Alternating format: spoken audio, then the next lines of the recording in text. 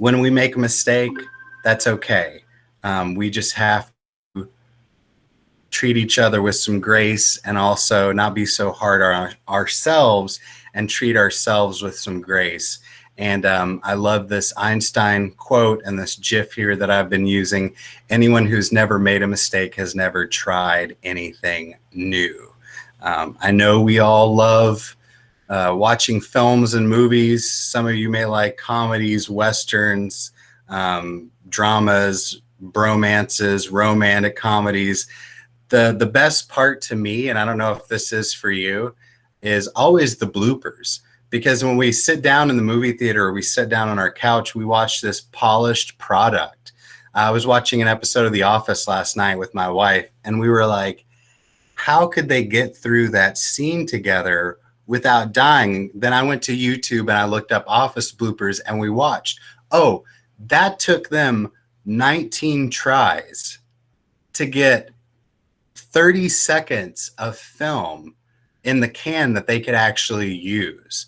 We praise this final product, but we don't always respect the road that it took to get there.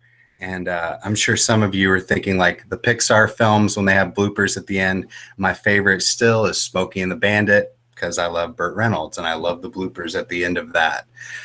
Today, as we go through our session and as we go through this time together, this unprecedented time, I would remind all of you to look for the helpers and also do a little bit of self-reflection.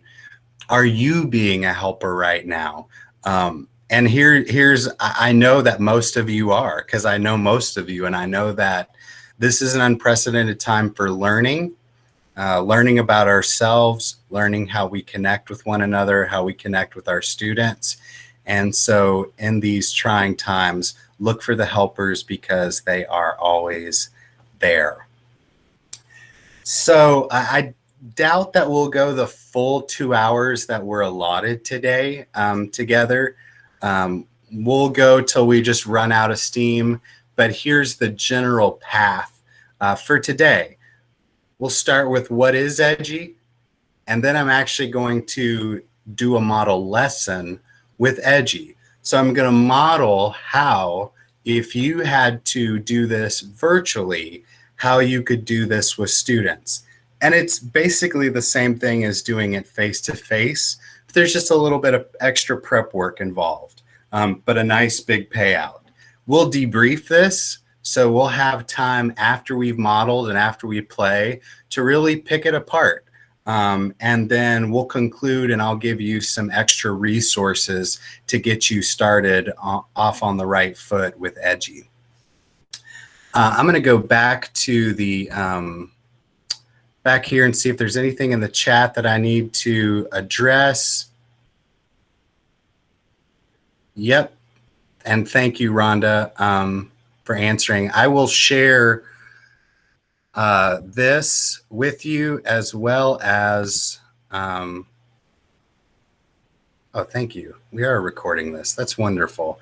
If we have a recording of this, I'll share that. If we don't, you'll still get a copy of this presentation as well. Adam, I started the recording. I hope that was okay. Rhonda, you're the helper that I was looking for. So, thank you very much. That's great, because I know that here's one thing I have learned, that sitting on a webinar takes a different type of concentration and energy that I probably took for granted before all this. I've interned with Florida Virtual School and I've done lessons with students and looked at their platforms and everything and played around with that. I have a whole newfound respect for distance learning because it's tiring, it's different, you know what I mean? And so I think about students and think empathetically how for some of them who they're not used to spending so much time on a screen, how challenging and taxing it is. Now, that's not to say that we won't get stronger and we can't learn to hold our concentration and to be in it and all that, because it's just like a muscle like anything else, but it's tough. So I encourage you today to write notes down as we go along. but don't worry, you'll have a recording and you'll have this whole entire slides presentation to look at when we get done. So the best way to describe Edji, and I was trying to think of a sentence, is that Edji makes reading engagement visible. I know we have lots of tools right now, like a Google Doc, for example. I could share a Google Doc with students and they could leave comments, but visually it's hard to see all those comments at once and really understand the impact and try and get to the why. Edji does a really good job. I believe Edji was developed by a former 5th grade teacher. So this is one of those products that's made by teachers for teachers. It's not like a corporation said, what could we create and get our hands in? This is a homegrown product created by a teacher for us to use. So a little bit more about this before we dive in and take a look at it.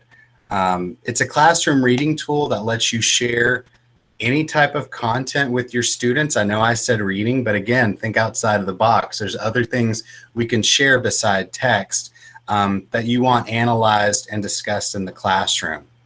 Students can interact with the reading and communicate their ideas, connections, opinions directly through the text. They can use text themselves, they can use voice, or they can use emojis to respond, and even tags, like tagging certain keywords.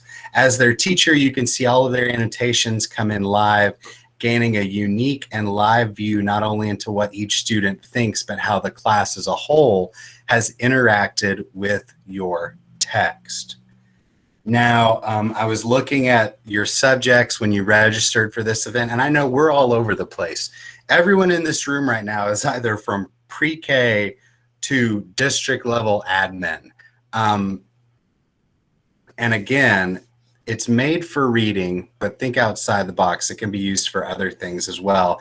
And most all of our courses, I really can't think of many that don't incorporate text at some level.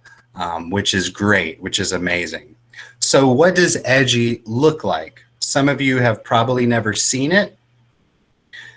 Some of you, like I saw in the chat, are like, yeah, I've tried it, but I just want to learn more about this product. So Edji comes in essentially 2 different views. You can view it as a teacher, and you can view it as a student or an interactor, someone who's actually going to interact with this. Here is an example of the student view. So this was an article that we did with instructional coaches earlier in the year about technology in the classroom and about substituting worksheets with just an online worksheet, how some view like Chromebooks as just $1,000 pencil. How do we move beyond just substituting? And as you can see here, I have highlighted text and then I have left a comment or a response to that text. Now I'm actually going to show you a video of this on your screen so you can see what it looks like live. I made a video yesterday just showing what it looks like when students interact with a text. So I'm going to play with this, and hopefully technology is going to play with me very well today. So you can see to interact with text, all you do is simply highlight a passage, highlight a word, highlight a sentence. It's totally up to the student or whoever's interacting with the text how much they want to highlight. And also that's going to depend on you as the teacher. What kind of prompting are you going to set ahead of time? For instance, if I'm thinking upper ELA, if we were doing 100 Years of Solitude in the upper ELA courses, and I was working on a standard around craft and structure, and I really wanted to understand how particular word choices in the first few paragraphs align with the theme of time and the passage of time. I may only want students highlighting words that add to the tone or the theme of the passage of time versus longer sentences or paragraphs. So it's all just dependent. And I will say I have seen this used third grade and up. I'm sure there's a way to do it. And I think when we look at those teacher examples at the end of the day, to do it with younger students. But that's what I want to challenge you. If you are teaching an early elementary grade or grade band, think about how this could apply to you. So on this video, I've highlighted text, it becomes blue, and now you get this little pop-up here. Oops, I knew I was going to do that. You get that. We'll watch that again because it was really, really quick. So if I want to highlight, I'm going to highlight just like I would highlight text right now on a word processor. Click the new comment button, and now I can leave a comment that is specific to that sentence, right? I, as the interactor, as the student, can leave a comment, and you can even see that along with my comment, I'm going to leave a little emoji that goes along with it, just because it's just, I think it's so interesting, the use of pictograms. We've come so far that now we actually are reverting back to old methods of communication from thousands of years ago to represent how we feel about something. That's what pictograms and graphics and things, hieroglyphics, think about those all throughout history, is a representation of feelings and ideas and facts. And so the same thing applies here. So as the teacher, though, we were looking at what students see and do. As the teacher, here's kind of what my Edji desktop looks like. I have different readings, and a reading is just a piece of text or a passage or what have you. And for each reading, I can assign a different group. Now, what's a group? For those of you teaching secondary, it's probably a period. So it's probably like period 1, period 2, period 3. But for others of us who are doing a lot of teaming, if you're like at an LSI school, or if your school is focused on teaming groups of students together, you may create a reading clone for group 1, group 2, group 3 that are in the same class but are going to be working together. So from the teacher view, I'm going to show you a little video here. This is what I can see on my end. There's this little thing called heat vision. Let me back that video up. Oh.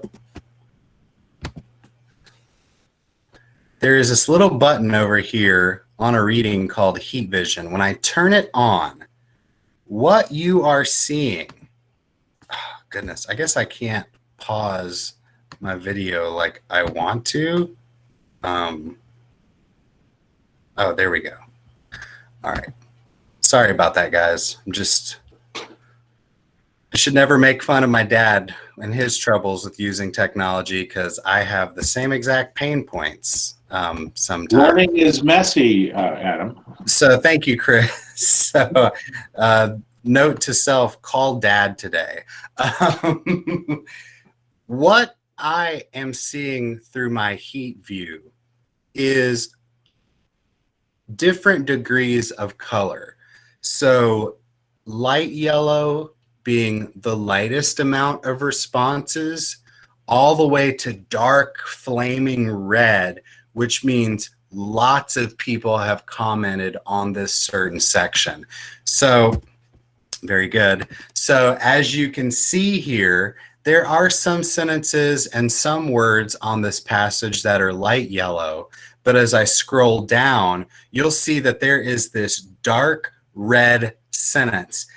14 people responded, or 11 comments were made on this one sentence. So live as the teacher, I'm thinking to myself, why did everyone click on that sentence? What is it about that sentence? So I can go and read student comments to find out What were they saying? Was it an aha moment? Was it a fact? Did they find it the most controversial? Maybe. But this gives me a lens to see how my students responded to the text. And again, they can respond with emojis, with text, or with their voice. Now, voice, I don't do a lot with voice, but I was thinking the last few days, what would I do with voice? And then I was thinking about elementary, and I was thinking about prosody, right? Practicing our fluency, practicing our accuracy. I could assign short little sentences or passages to students and have them on their device, whether it's a tablet, whether it's a Chromebook or some other type of laptop, record themselves reading it until they got it down and they wanted to save that final recording and send it to me. And then I could go through and I could listen. Again, this is something they could do as a group. This is something they could do individually. But I really like that aspect of practicing for fluency and practicing my prosody, the flow by which I speak. So I think that that could be a great use for the voice feature on here. But again, using the voice feature to capture someone speaking could be an accommodation or a modification for a student that's on a 504 or an IEP.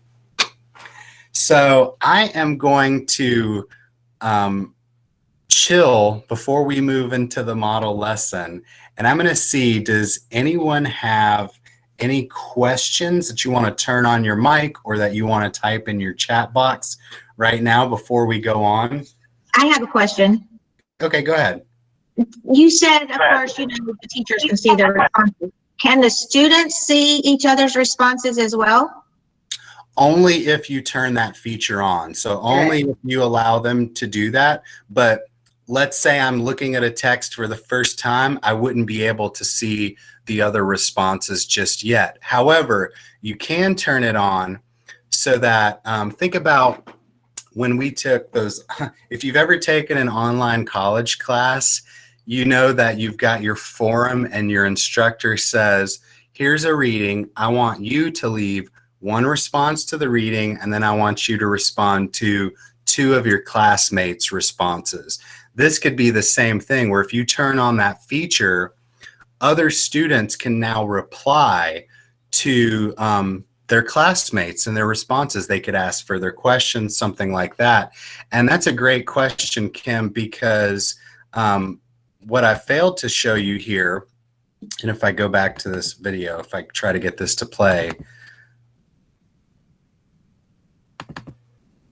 come on, is that I could actually, as the teacher, live give feedback to students.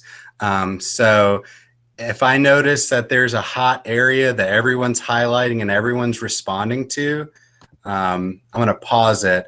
I know it's really grainy to see on your screen, but as the teacher, and this is if you turn it on for the students, same, there's a reply button. So I could give live feedback on the spot to responses, and students will get that and see, like, maybe I said, maybe I'm giving feedback on grammar, maybe I'm giving feedback on content, maybe I'm asking a deeper probing question of the students, but that's some interactivity there as well.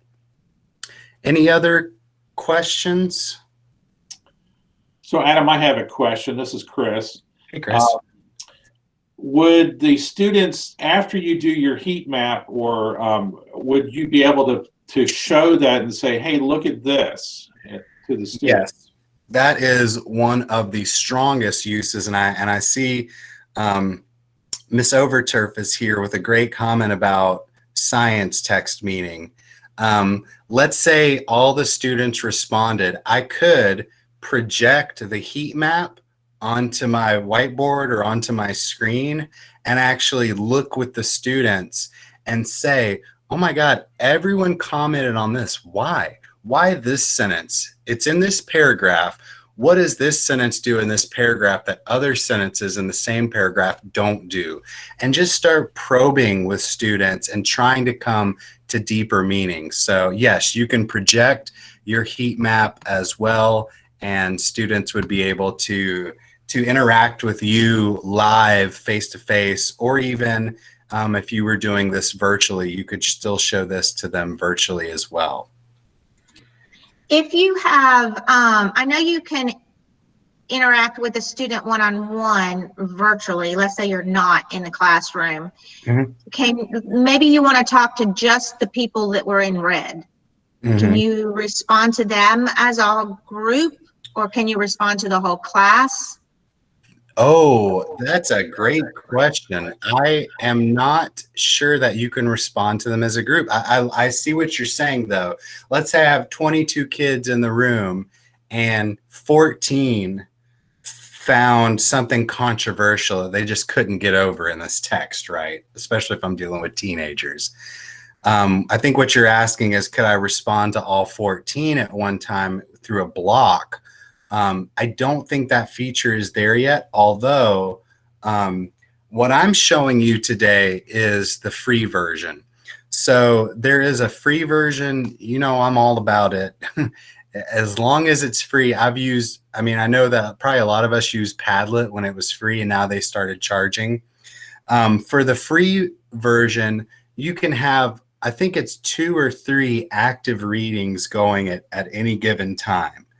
You can upgrade. It's $4.99 a month. I think it's $5 a month if you want the unlocked and unlimited version. And I wonder if something like that is available on the pay version. So it's $60 a year for what they call Hero. You can actually take some online courses through Edji, not courses, a course, and become a certified Edgineer. And they will give you 6 months free. And don't get me in trouble with any principals going forward, but I want to say it's $1,900 per a school to have unlimited unlocked licenses for all teachers, but all that's on their website. Anything else though before we go on? These are great questions. Adam, there's another question in the chat box about the copyright concerns, bringing up text from a virtual book or a tool such as this. Yeah, here is, I watch a lot of Shark Tank. So if any of you watch Shark Tank, I'm going to channel my inner Mr. Wonderful here. Maybe go against Mr. Wonderful. If you are going to sell your Edji, if you're going to charge and make students pay, or if you're going to make another teacher pay to steal something that you created, then yes, you can't use copyrighted material. But under fair use for education laws, if you are using this as part of your curriculum that's been given to you by your district or your state, and you're not charging for this, then it's under fair use. And I know exactly what we're thinking. I mean, you don't want to get caught. You don't want to get in trouble. I don't want to be in trouble. I don't want to be in trouble by the copyright police or the FLDOE police. Although I've never seen them in 15 years, I still don't want to be in trouble. But copyright really comes into play when you steal intellectual property and charge money for it. So if there's no money that's changing hand, and if you're using things to teach, then I don't see a problem with it. But these are good questions because you can import text from your textbook, from a PDF, from a Word document, from a website. You could, in theory, cut and paste from anything and create an Edji reading around that text, or around an image, or around a video. I saw one where students were looking at a musician play a song that related to the text set in their ELA class, and on the Edji was the lyrics to the song. And as the musician was singing, students were highlighting specific words that added to the to the rhythm, to the meter, things like that, descriptive words, and they were commenting or leaving emojis. So that's a lot of words. Suffice to say, if you're not charging for it, it falls under fair use for education. All right. So now's when we're actually going to have some fun. We are going to, and I know we're all over the place. I said it earlier, we're pre-K to district level admin, but we're gonna focus down into an 8th grade science lesson because we really need to play with this to see it in action. So right now, I want you to take your teacher hats off, and I want you to put your student hats on, okay?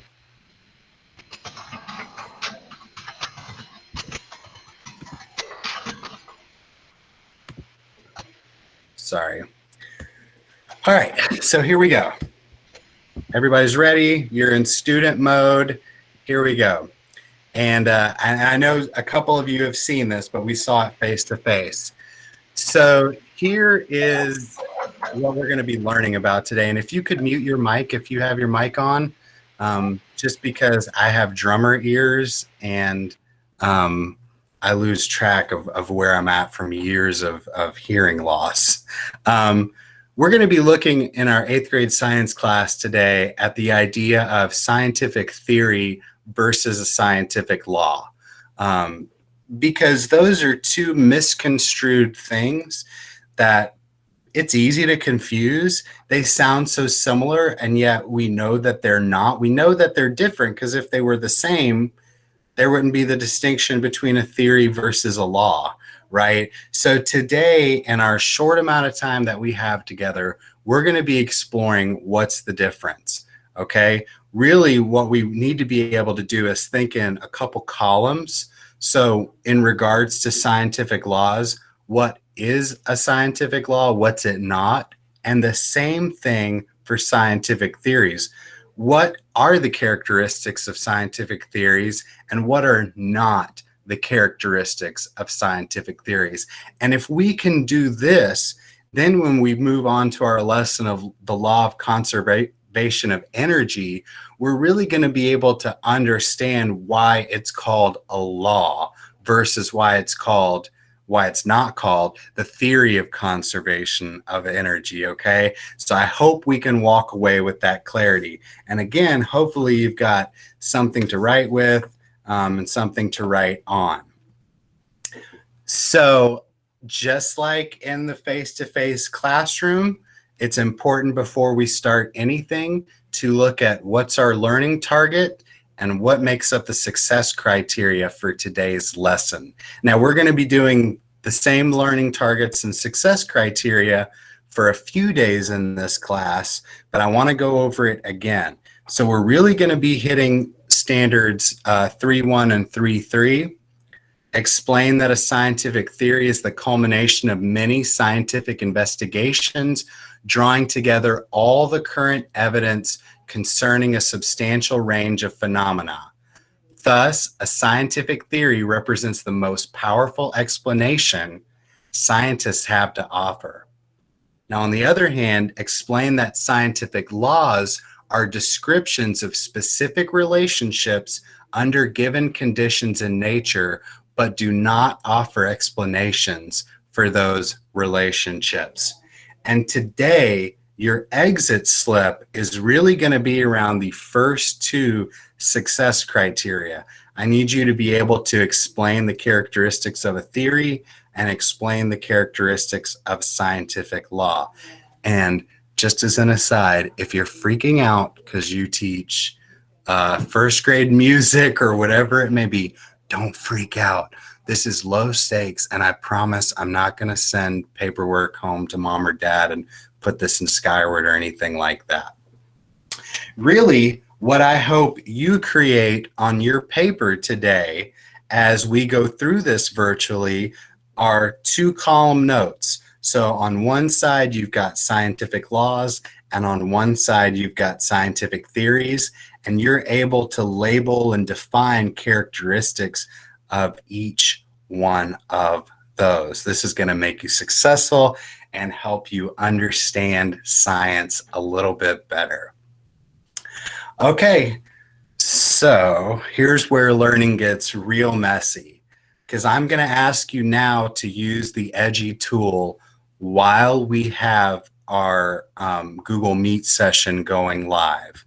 So I created a video to show you, if you're unsure of how you can have two things open at once on your computer, I'm going to show you a short 10-second or 12-second video on what that looks like. So if you look at your screen, up at the top, if you go next to your tab for Google Meet and hit the plus sign, you are then, sorry, YouTube does not like when I pause and try to start a video again. So we're just going to let it play.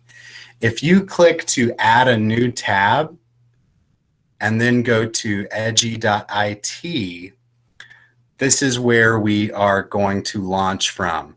Now, edji.it has this space at the top for a code, and I'm going to give you that code here in a minute. But one more time, I'm going to show this to you live.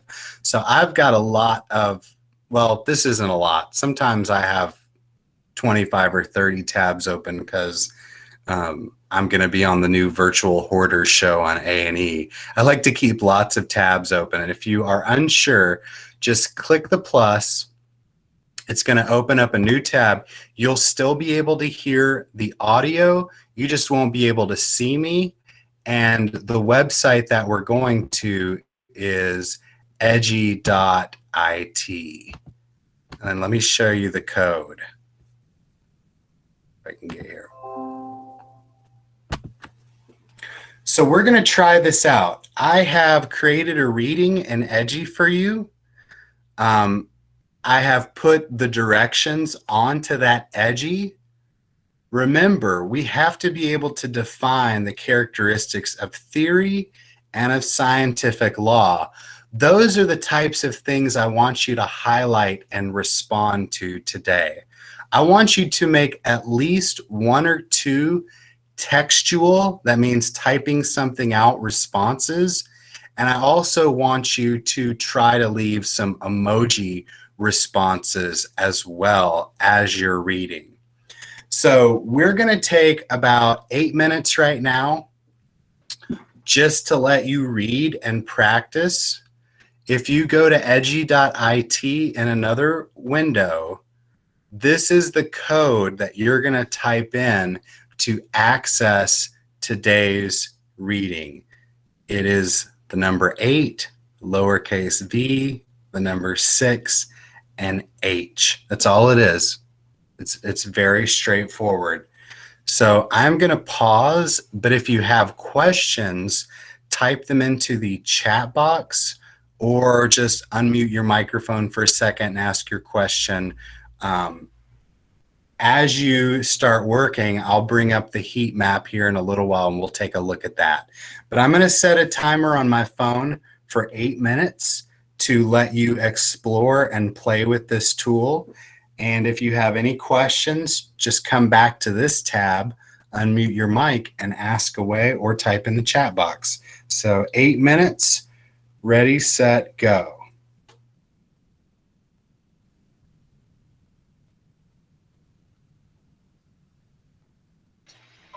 Adam, there's a couple of questions in the chat box. Logging on as a guest, or do we have to register? Janine, Nope. Are you getting a different message? Is it saying you have to register?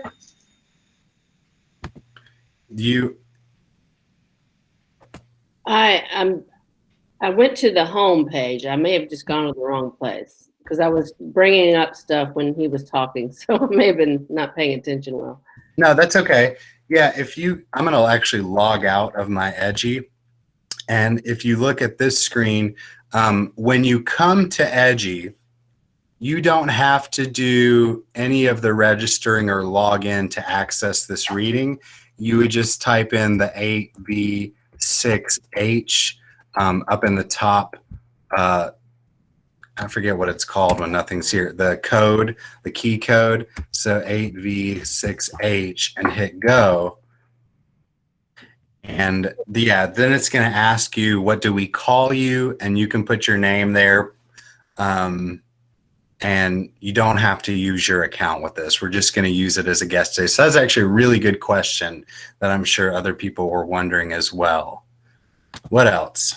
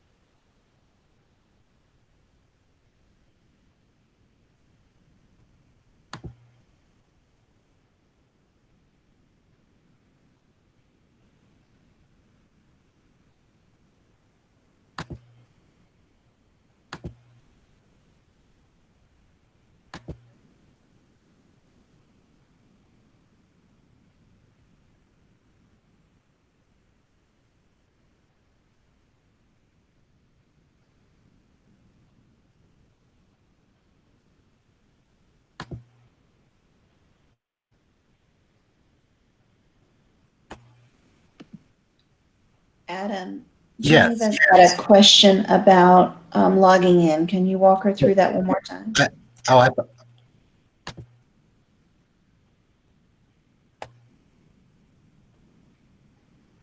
if you go to Edji, here I'm going to type it in the chat box. Edji.it is the website.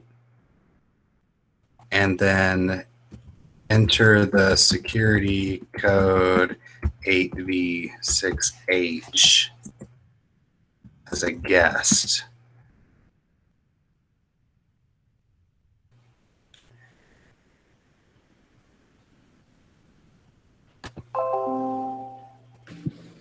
There's also a question about someone having trouble with highlighting. Yeah, that it does take a little getting used to. The highlighting works a little different. You got to imagine on the systems end, there's like 40 people commenting on this document at the same time. So you just got to keep practicing and highlighting. Notice it's easy to highlight one word. It's whenever you try to highlight a whole sentence that or a passage that it gets a little bit wonky, but just keep playing with it until that little box comes up. Yeah, Christine, thank you. It's glitchy, wonky, whatever rural word you want to use to describe it. Good, it just takes a second. And thank you, Jake. Yeah, it doesn't show a cursor, but it will work, yes.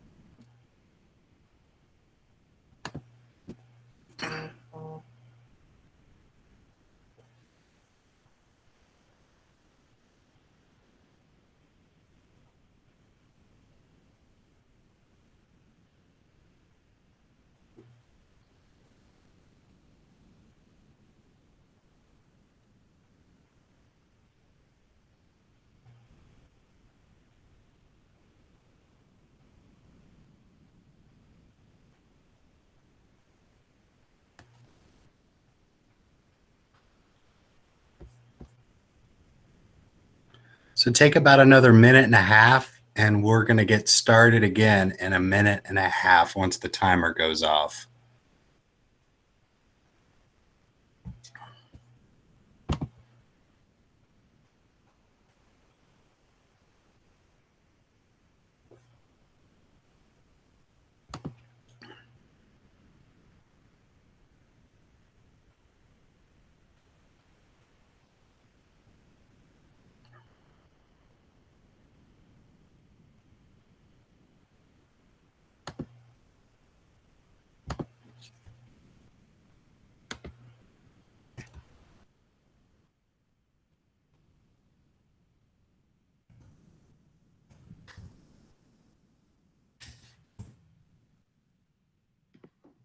Adam, there's a question about undoing something you've highlighted.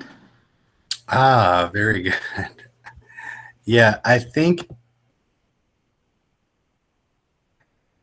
when you over on the left-hand side, is there a comments link? I'm in my view right now, so I'm having trouble remembering what it looks like. But if you go to comments, you should be able to delete a comment as a whole.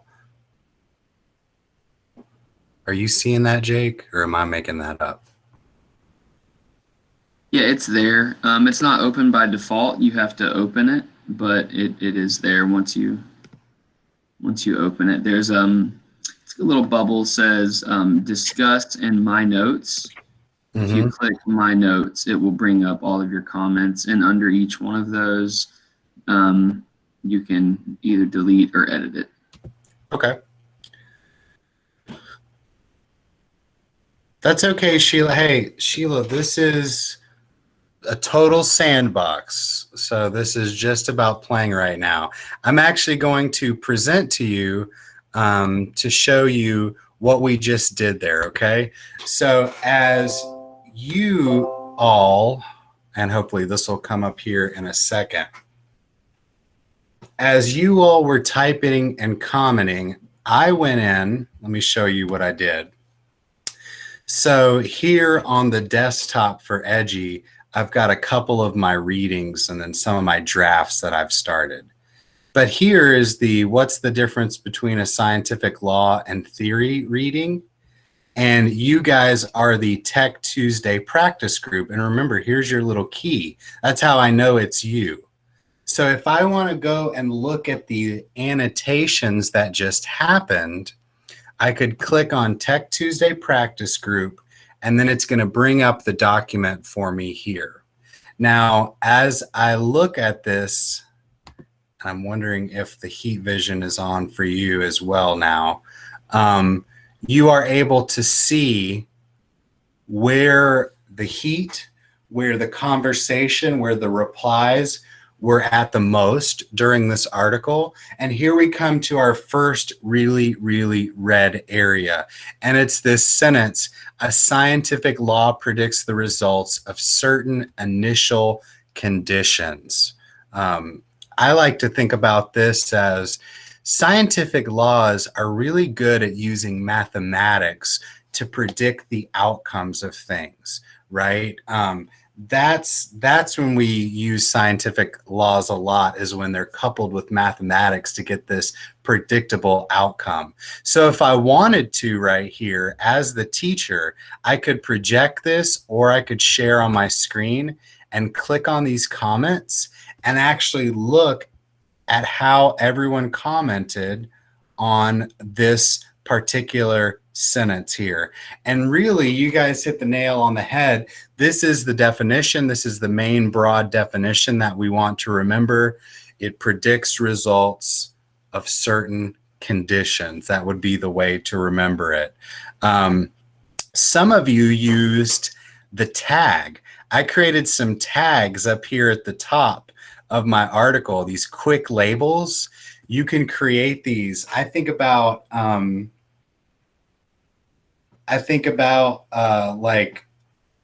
I really think ELA a lot. And I think about if you were doing tone or POV and you wanted students to tag portions of text, where the author was giving evidence of that, or where the author had crafted something that was indicative of that.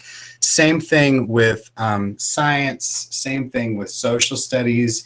If we were looking at civic rights and responsibilities in a civics class in 7th grade, I may have certain labels for different amendments, and I may have students, as they read a text, to label scenarios via those certain amendments. And so you guys saw that that was the most important thing. And on the flip side, there are more. Here is the definition for scientific theory. A theory tries to provide the most logical explanation about why things happen as they do. So I'm interested in what some of the questions are. And I love it, Robin. A theory is a hypothesis with the little emoji, the thinking emoji, where he's like pondering that. And I want to hold on to that question because we'll be able to address that tomorrow in class. Tomorrow. I see the description of scientific theory. Theory looks at ideas of explaining one's general thoughts on something. Okay. Theory definition. A theory tells why, explains why things happen. That's a nice, succinct definition there. And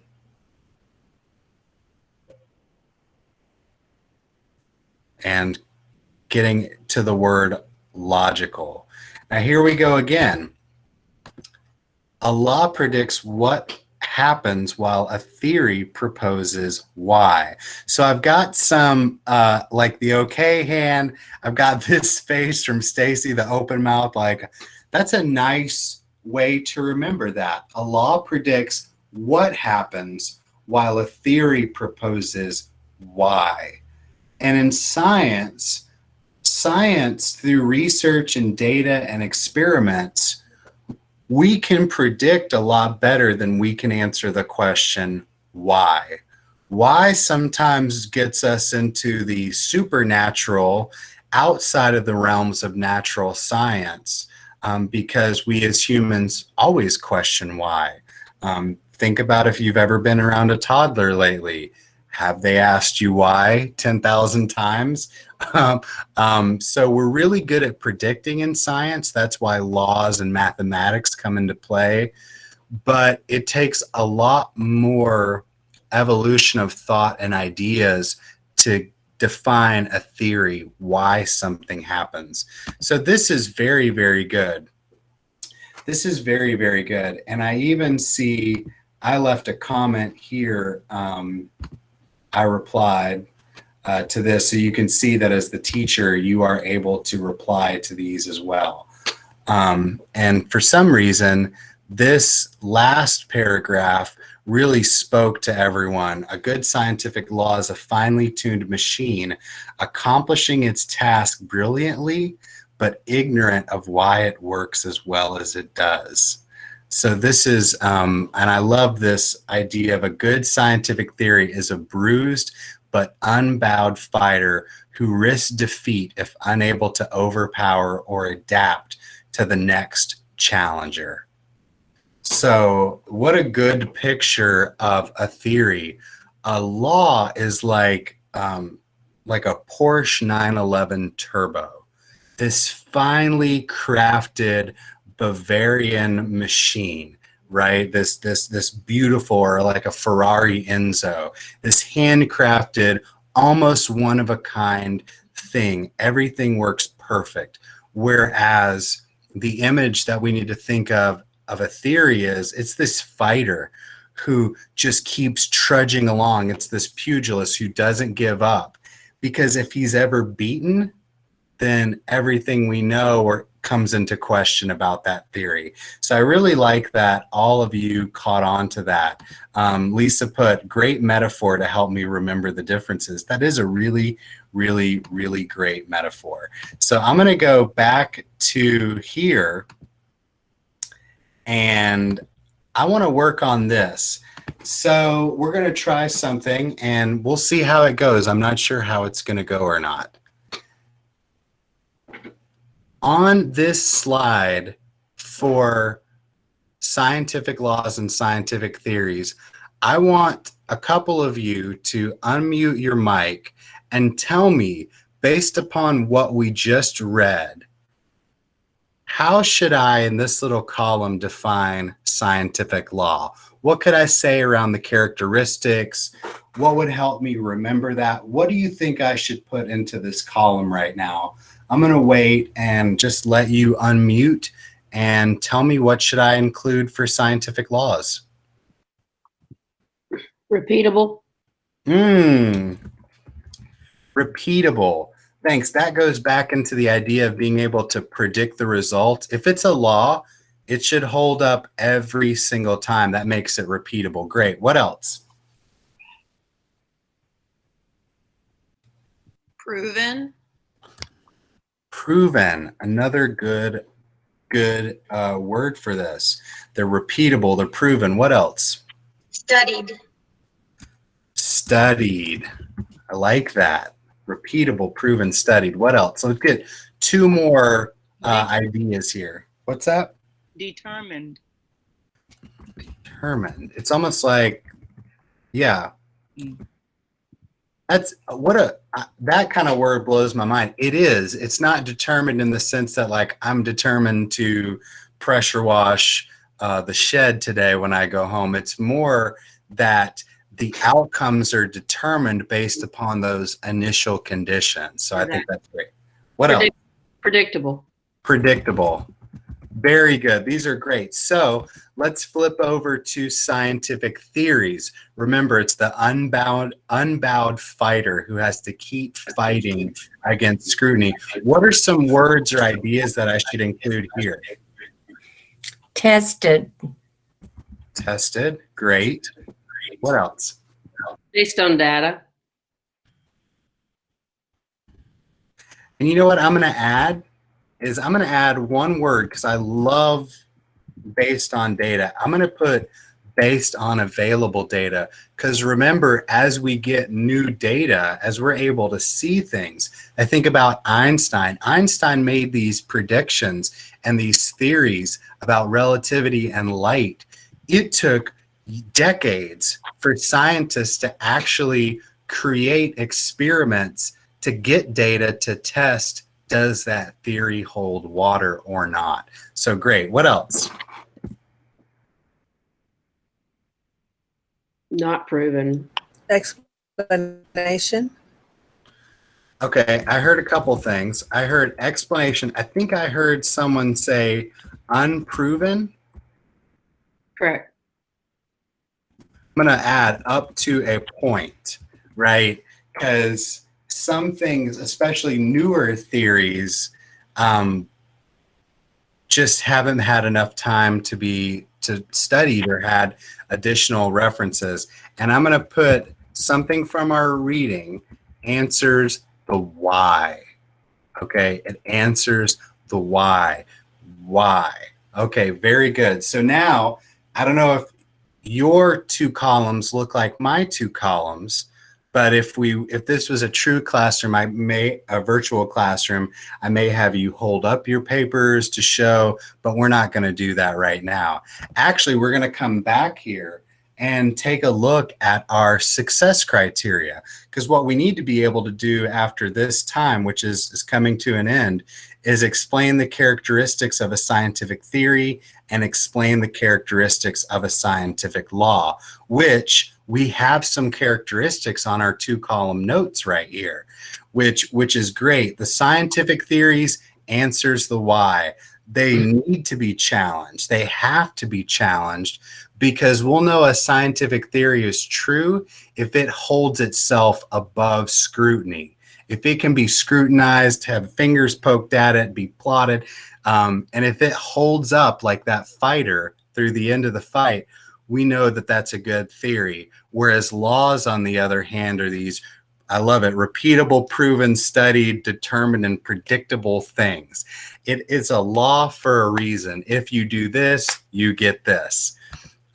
So that was a little just kind of fun little way to look at Edji. But now I'm actually going to throw one more wrench into this here right now. And I would like for you to, after that short bit of instruction, trying to think about what I do in the classroom, how can that be done virtually if we have to go asynchronous or synchronously here. So in your chat box, and I'll make this voluntary, just like today is voluntary. If you want to take a look at the exit ticket for what something like this would look like. Remember, that was a short bit of, I think it was 30 to 40 minutes of instruction, which is probably too much for 8th graders if we were doing this virtually.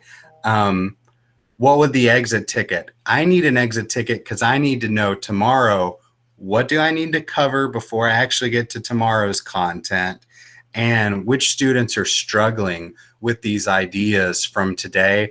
Who do I need to be able to add some scaffolds and supports to? So if you would like to, please click on the forms link that is here in the chat box. And I'm just going to give you a couple minutes to take the exit ticket, and we'll see what happens as we go through this.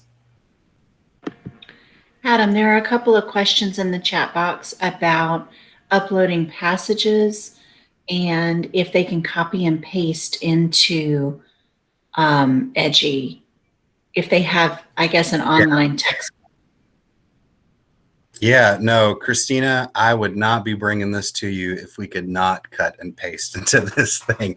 If we had to type, I would view it as the Gutenberg press. Now, you can cut and paste from anything. You can even use PDFs, and I'll show that here in a minute. When we take a deeper look into this, I'll show you what it looks like to actually create something and what are some other capabilities that you could do with this. And I love it. Yeah, Miss Overturf. I think that with more practice, students feel more comfortable leaving their replies. At least that's what I've seen. I've seen this used at Miller Middle School in Putnam in science.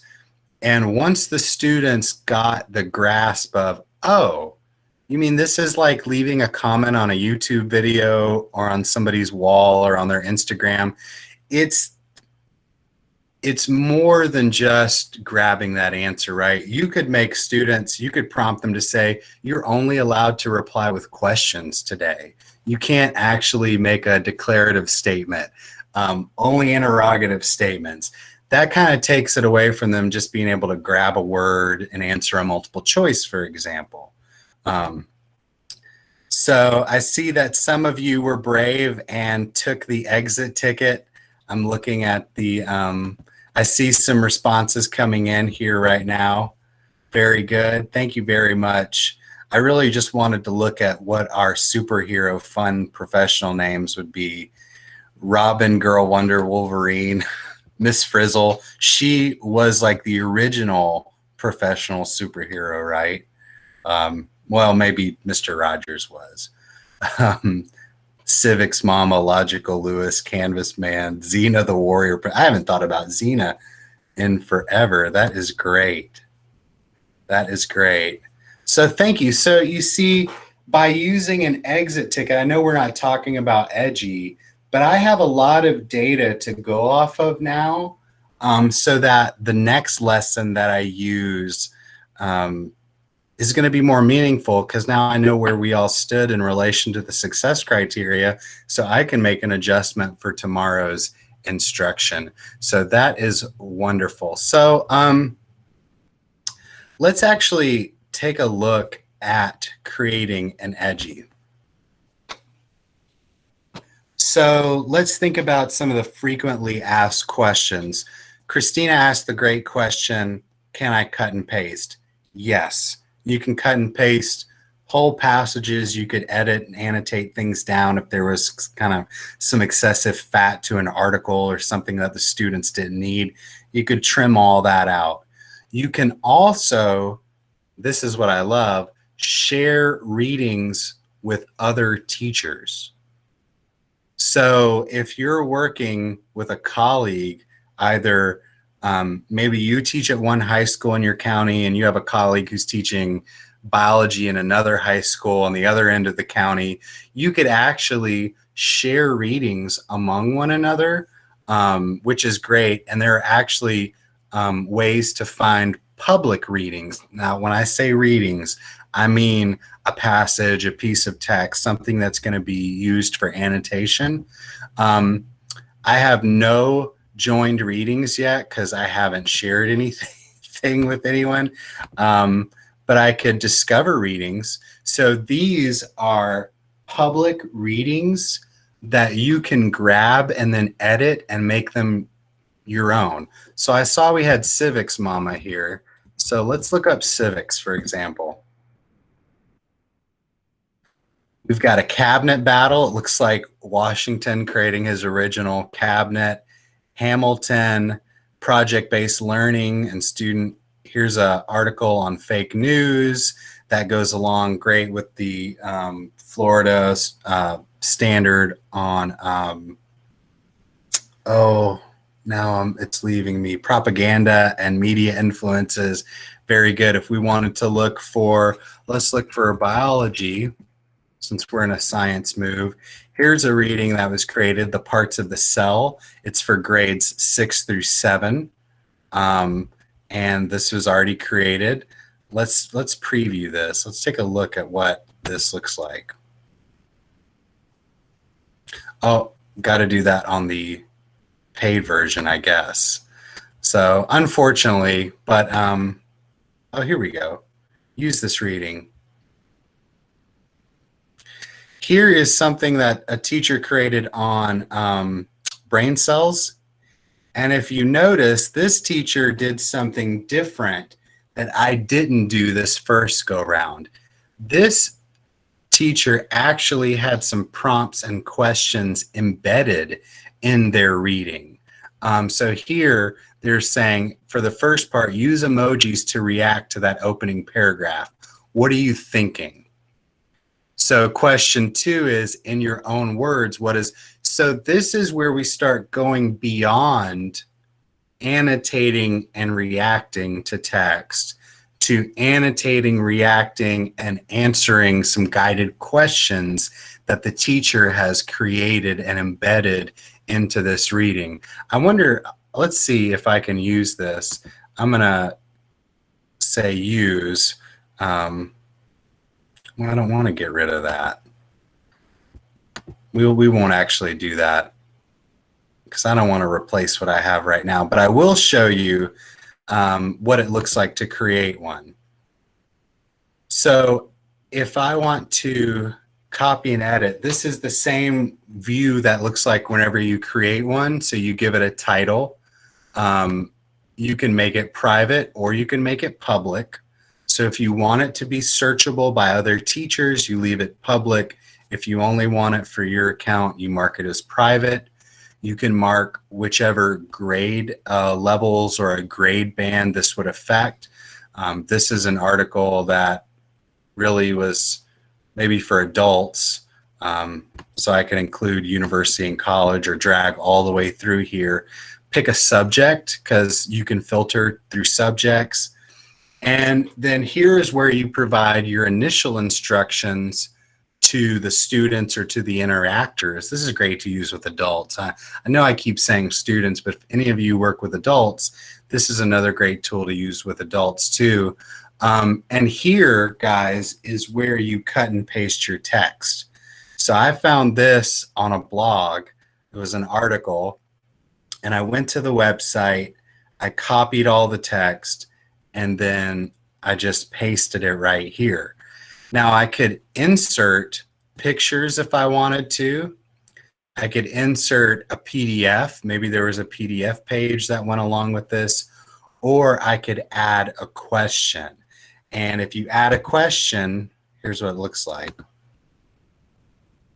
Where did it go?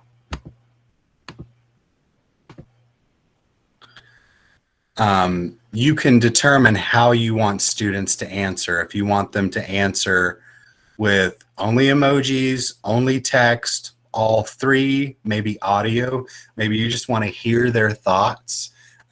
Maybe you have a student who has dysgraphia and it takes a long time to write. Maybe they would rather respond with their voice to text than through writing. Whatever the means may be, you've got some options here. So this is all you do to set it up. You just determine, do I want to add images? Do I want to add questions as they go through? Did I provide clear enough instructions to them? And also make sure that your Grammarly is catching me for the grammar here right now. So I don't want to get caught up in that. And then all you could really do is click preview if you want to see what it looks like from the student's standpoint, or you could click the share button to actually share this content out. When you click share, notice for each reading, you get this code. That it's very short. I know you're probably used to Kahoot and to Formative and Quizlet Live. All these programs are the same in that you give someone basically the password to get into the room. That's all these codes are. This does embed with Google Classroom. So those of you who are using Google Classroom, you can join this together with Google Classroom so that all your student accounts are already set up based on your Google Classroom, and all the grading or anything that takes place like that will take into account your Edji work as well. So it's really straightforward. Again, it's created by a 5th grade teacher, and this is someone who said it needs to have bells and whistles, but it needs to be purposeful. So I don't want to bloat this with a bunch of buttons and things. It's really about how students interact and engage with text, and how can we make that visible to me, the teacher, and to the class as well, so we can have some discussions. I do want to add that part of the presentation here, I've given you a couple links. One is to the Getting Started page for Edji, and the other is to helpful resources. But I want to call your attention to this link, and you can click directly on that link when you get the presentation. On the Getting Started with Edji site, if you scroll down to the bottom, there is a slide deck, and this was a slide deck created by the founder of Edji that gives you ideas for how to use this in your classroom. And these ideas come from teachers that he's worked with. So obviously what we did today was kind of an approach at close reading. Of course, if we had more time, we could do more. Using Edji as an exit slip, evaluating projects, giving students a hand in that, where they're using graphics, book snaps, dot voting, because you can do that with the hero version in there as well. Art studies, where you're including images and students are able to respond with emojis, text, and voice to different pieces of art. I like, there was one, here's the one where they were watching a YouTube video and looking at lyrics to the music, and they were responding to that as well. So there are like 50 pages of ideas. Here's one with phonics, where younger graded students were recording themselves in small groups with the teacher guiding this, recording themselves as they practice their phonics lesson. Here's another one that I liked. Where is it? Classroom library. So a teacher made labels for books in their classroom library. Each one had a little Edji code, and as students read the books, they could use the code and leave a response to that book. And other students could look at those responses to determine, is this a book I really want to read, or is this something I'm not going to be interested in?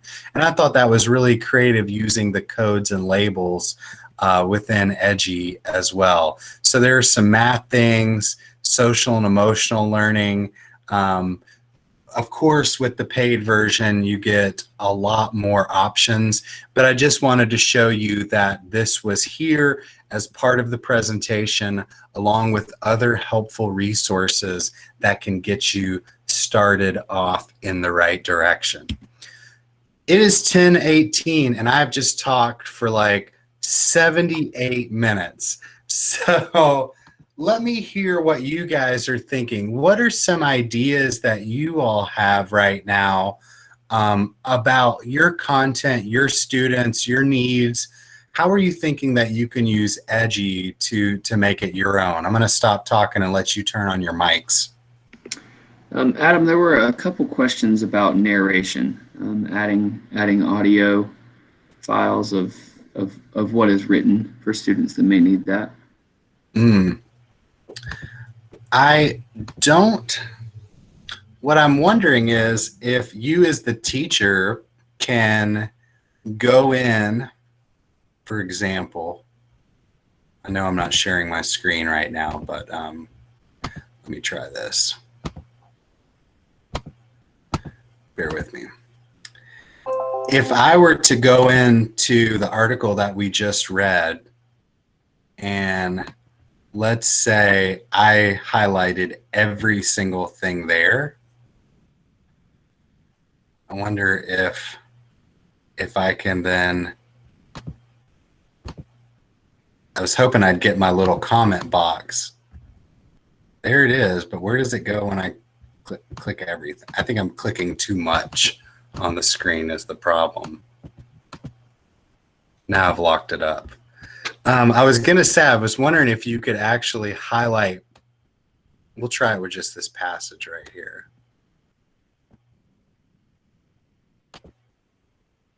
Oh, come on. I'm having the same problems that you guys are having. They changed the way that highlighting works a couple months ago.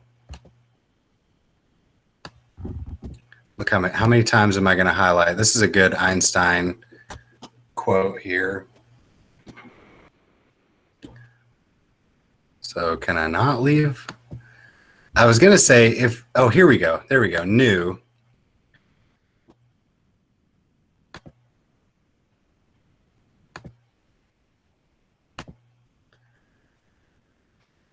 A good scientific law is a finely tuned machine accomplishing its task brilliantly, but ignoring of why it works as well as it does.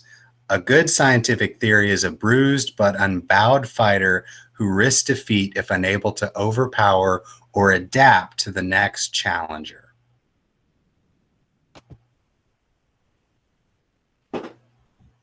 So here, I have narrated a portion of this, and I'm wondering if you go in ahead of time to an article and provide narrations to passages, individual passages, if students would be able to see that and then hear it. Let's see what.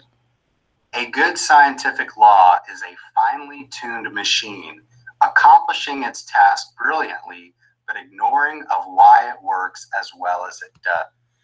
And this may be good in the upper grades to have students take this on their own. Maybe you have someone in the class who wants to provide this accommodation. You've got that kid who gets done early and you want to provide some enrichment, and you could say, hey, could you narrate these for me so that other students could hear this being read to them? So that would be one idea, is to just narrate it yourself and turn on the feature where students could see your comments, and then they could just hit play and listen to the audio portion of that. What else? You gave me an idea there as well. You could also use that same idea of students recording the narration as a form of assessment for listening for their prosody when they're reading, and some of those earlier development stages of reading. Yeah, yeah, when you're learning to read, then when we read to learn, think about if you were doing a play and you assign groups of students a section of a play. So maybe it's like a Sam Shepard play or something like that. and the students were highlighting their parts and recording the narration of it, then you get this living document where you could hear the students. And again, what a great prosody practice. Prosody doesn't stop when students get to third grade. It's no doubt it's important, but we all know that we have people in our lives who, when they read in front of us, it sounds like they're a zombie from a zombie apocalypse movie because they're just flat and monotone, right? And that's not the most engaging way to hear reading. I love this idea, Rhonda. Morning meeting and phonics for first graders is something that I might use this for. That's great. And I love that you guys are having this conversation in the chat box and asking each other questions. You could verbally give the directions. That's another great use, especially because we did this synchronously together. So we did this at the same time. If you were going to assign this in Canvas, Google Classroom, whatever learning management system you use, students may be doing this in the middle of the night, first thing in the morning, away from you, asynchronously. So I love this idea of narrating the directions, because you may not know if you're going to be there. And if they can hear your voice and your inflection, it may give them a better leg up onto completing the assignment. I love it. And yeah, readers theater practice. What else? What are some other ideas you guys are having, or some other questions?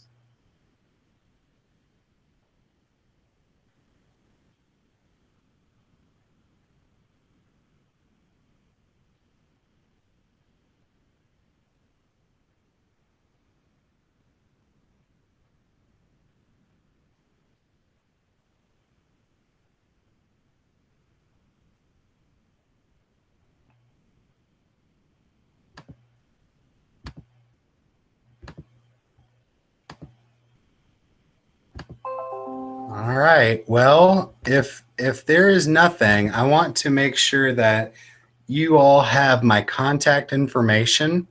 I know that some of you guys were thinking some of those great ideas in the chat box. I'd love to hear from you. If you are going to try this out, how did it work? It's a great time in the summertime to practice. If any of you have kids at home, guess what? They're your guinea pigs for this. Just like my wife and I are guinea pigs for each other.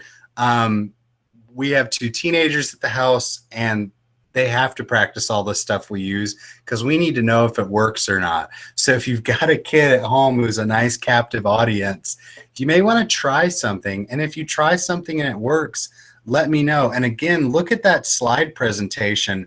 There's a lot of outside of the box thinking when it comes to this. And once you have your readings created, and I'm going to buy I don't know why I didn't buy the Hero account last night. I had my credit card out and everything. But I was thinking, once I've created all these readings, every year, all I have to do is prepare it for a new group. I don't have to create my readings over and over again. I just say I want it for period 1, period 2, group 1, group 2, whatever that may be. I love that capability, and I love being able to share a reading with another teacher. I think about social studies and ELA teachers working together, and maybe students go from one period, maybe first period was in ELA, and then they go to second period in social studies, and it's the same text, but we're doing something different with it. I love that idea as well. So if you have any questions, comments, concerns, please feel free to email myself or anyone else who's on the instructional staff here at NEFEC. I'm going to email you a copy of this slide deck that we used today, and I think I'll be able to make available the recording from today. So if you want to rewind, fast forward through certain parts, if there was something that you missed that you want to pause on, you should be able to do that as well. So if there's nothing else, I want to wish you all a great rest of your Tuesday. Thank you for joining for Tech Tuesday. These are going to go all the way through July. Please let us know what we can do to assist you and help you be successful in your instructional practice. So I want to thank you. Have a good day, everybody. Please contact me if you need anything. It was so much fun talking Edji. And for those of you who are going to join me in the afternoon, we'll be talking everything Google under the sun. So I look forward if any of you are going to be there this afternoon. So thank you all. Have a good rest of your day. Thank you all. And I'll be sending you some information along the way. Thank you. Bye-bye, everybody.